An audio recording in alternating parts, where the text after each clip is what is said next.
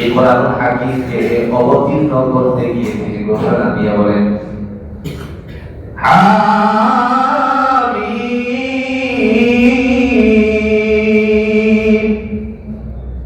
এটার অর্থ আপনারা জানেন কেউ? এখানে শত শত ওলামায়ে কেরাম আছেন, বলেন তো আপনারা কেউ জানেন? জানেন?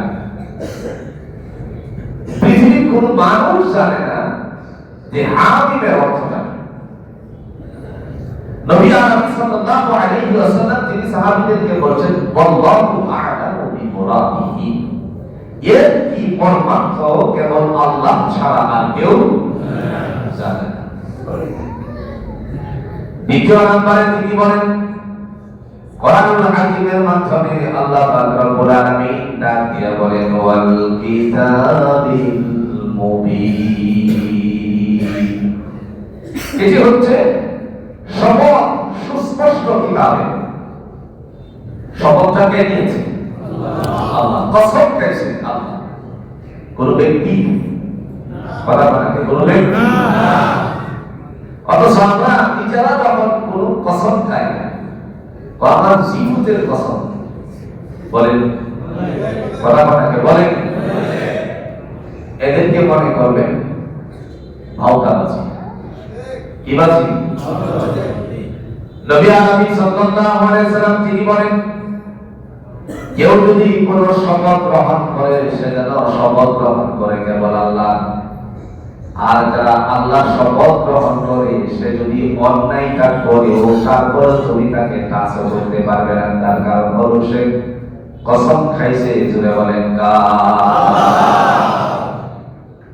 সে যদি বলে কসম আমি কাজ করি না, তাহলে তার শাস্তি দেওয়া বিধান।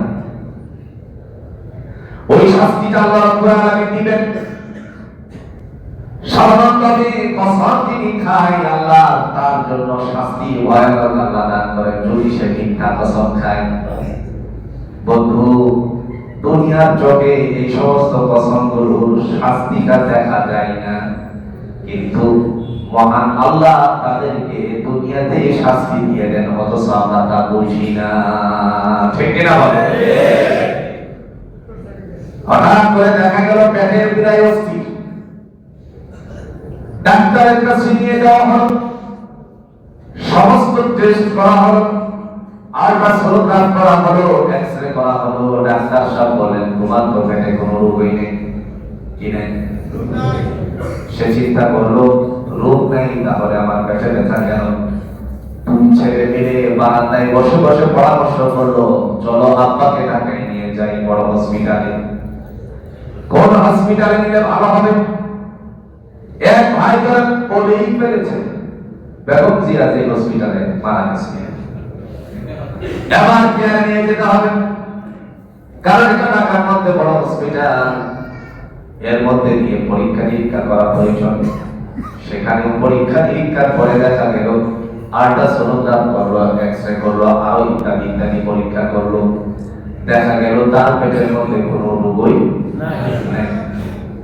শেষ পর্যন্ত বাড়িতে নিয়ে আসলো, ভুগতে ভুগতে রোগে ভুগতে ভুগতে শেষ পর্যন্ত সে মানুষের কাছে ক্ষমা চাইতে শুরু করলো।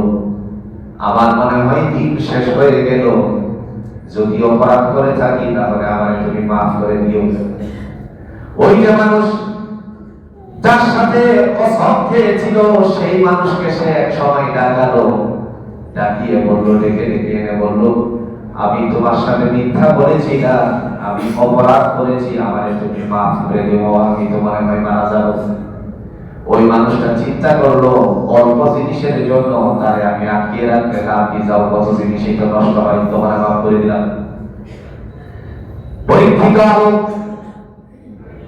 বহু জায়গায় এটা প্রমাণিত হয়েছে যে মানুষটাকে ক্ষমা করে দিল, 2-3 দিন পরে দেখা গেল ওই মানুষটা আস্তে আস্তে করে সুস্থতার দিকে চলে গেছে। কারণ হকুল ইবাদ আল্লাহ তাআলা মাফ করেন না যতক্ষণ না পর্যন্ত বান্দা ক্ষমা না করে। ঠিক না? গুনাহের খাতা ভারী যদি হয় হকুল ইবাদের মাধ্যমে বান্দার হক নষ্ট করে, এই কথা মাথায় রাখতে হবে, আল্লাহর কাছে সে ধরা প্রিয় ভাইরা আমার,